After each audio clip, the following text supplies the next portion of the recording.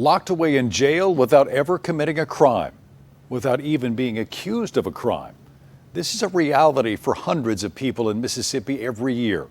They are people who need mental health care, not imprisonment.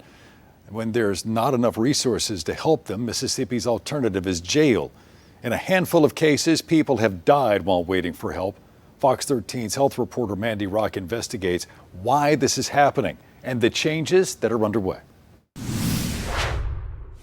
For someone going through a mental health crisis, doctors say a stay in jail could set them back on their recovery and increase their risk of suicide. Even so, many people needing mental health treatment in Mississippi find themselves in a jail cell. But a new state law aims to change that. Law enforcement kept coming to us saying, you've got to do something about mental health people in jail. We don't want them in our jails.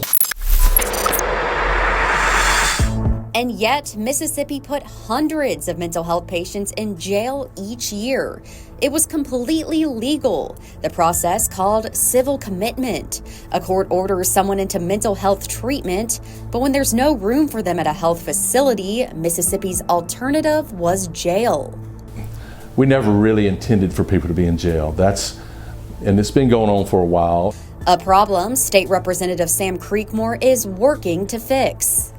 Is there a need for more psychiatric beds in Mississippi? Initially, I don't think there really is. I just think we're underutilizing what we have. A bill Creekmore sponsored this year became law. It requires a mental evaluation from a health provider before the civil commitment process starts. If a judge deems it necessary, the patient can only be jailed if they are, quote, actively violent, and jail is only an option for a maximum of 24 hours. The law took effect in July, and the Mississippi Department of Mental Health says it's already making a difference.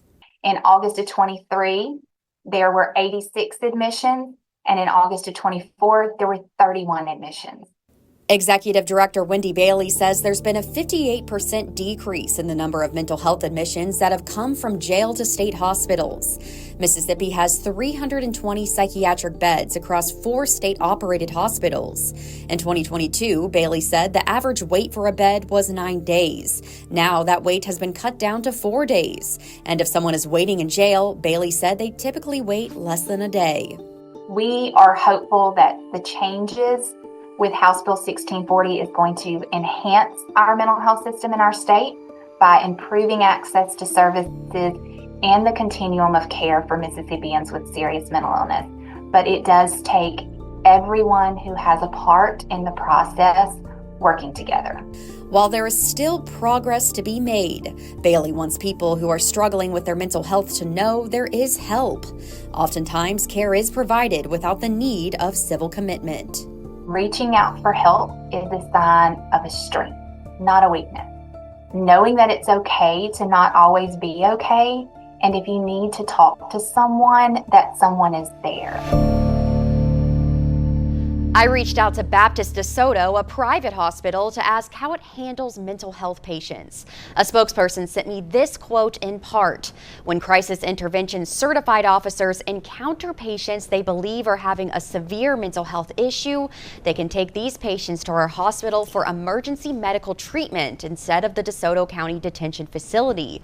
It goes on to say, in accordance with the new law, we are prepared to keep these patients until they can be transferred to a facility that can treat their behavioral health issues, but the safest and best place for them is a behavioral health facility that specializes in treating their condition. You can read the full statement on our website, FOX13Memphis.com. Covering your health, Mandy Rock, Fox 13 News.